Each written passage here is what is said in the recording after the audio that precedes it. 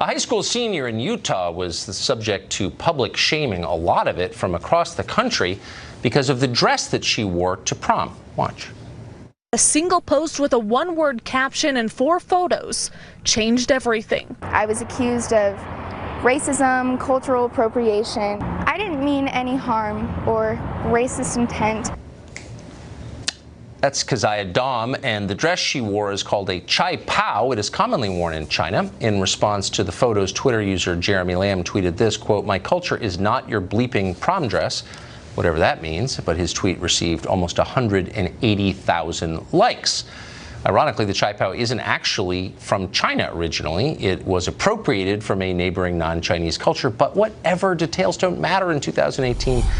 Cathy Areu is founding publisher of Catalina magazine, and she is, of course, our liberal Sherpa, guiding us through the labyrinth of this modern world. So, Cathy, it's great to see you. Thank you for coming on. Hi. This raises, look, I get it. She unintentionally, but still appropriated a cultural talisman from a culture that's not hers.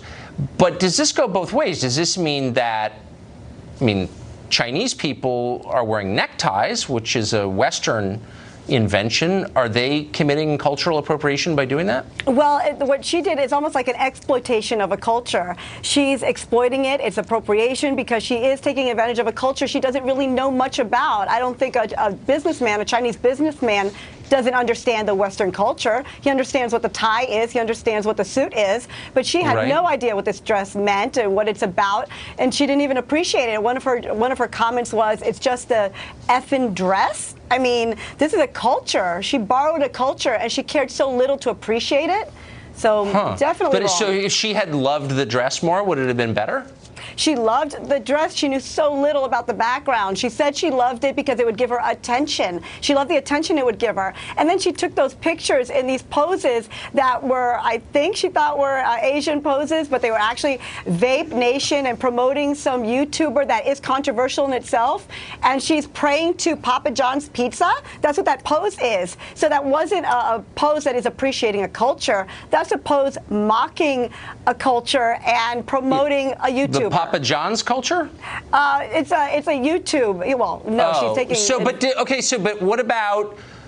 This is not the only form of cultural appropriation from China. People use chopsticks. They eat Chinese food. College students have Chinese characters whose meaning they don't know tattooed on their bodies. Are all of those out of bounds now too? Well, they say appropriation and appreciation is a fine line, and it seemed like noticed. Apparently she didn't understand that she maybe is not a racist, but what she did was a form of racism. So what you're saying is that white people ought to stick just to white culture and celebrate white culture? No, what I'm saying. Oh, you're not saying that. So what are you saying? I'm getting confused, because I thought you're saying that white people should stay in their lane and just stick with white culture and celebrate their own culture, right? Is that what you're saying? She clearly used this for personal gain. She wanted the attention. She was in the middle of all those photos. She wanted it for personal gain. She put it on Twitter, on Facebook. It was for attention. It wasn't like eating Chinese food and enjoying the deliciousness of Chinese food. People actually wear dresses for attention. That's sort of what they are. So I wonder, though, what about people from other cultures, from Asian cultures, who dye their hair blonde but don't fully understand the culture of blondness? Is that cultural appropriation? I think they understand and they're appreciating it. It's not a majority culture taking advantage of a minority culture. It's not someone dipping into a culture and stealing an element for personal gain. White Americans are a tiny percentage of global culture, of course. They did invent the airplanes. This happened in Utah. So of course it did, but this is a global phenomenon. So let me ask you, is there any majority culture? She did it here. To mock people from elsewhere. I don't know if she was mocking. So this does raise an interesting question, though, about assimilation. So assimilation, which we've thought for hundreds of years was a good thing, is the process of cultural appropriation. I come in and I take parts of your culture and make them my own. I adopt your culture. We thought that was good, but now the idea is that everyone stays in their own culture, and then, of course, by definition, hates every other culture. But there's assimilation and there's appropriation, and she didn't do this to assimilate, to get to know a culture. She did it to just enjoy it for an evening, get as much fame and publicity out of it as she could on Twitter and Facebook and social media, and just step right out. So how convenient. But let me ask you this: when someone from Dubai flies on an airplane, which was, of course, course, invented by the Wright brothers at Kitty Hawk. Right.